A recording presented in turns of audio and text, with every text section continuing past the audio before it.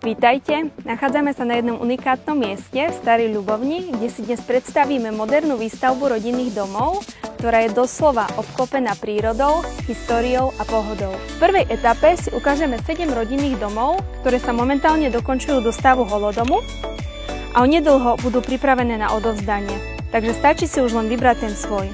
Nech sa páči, poďme si ukázať jeden z nich.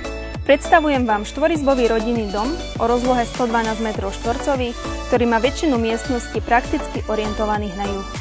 Dom má 2 detské izby, spálňu s veľkorysým šatníkom, priestrannú kúpeľňu, toaletu, technickú miestnosť, komoru a v neposlednom rade veľkú kuchyňu, ktorá je prakticky ostrovčekom oddelená od modernej obývačky.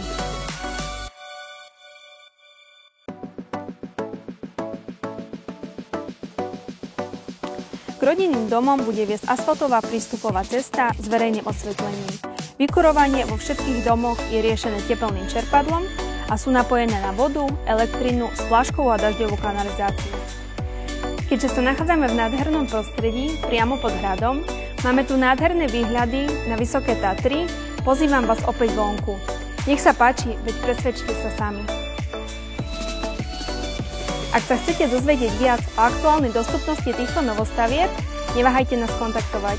Moje meno je Gabriela Čačová a pracujem v realitnej kancelárii Regio Real. Tešíme sa na vás.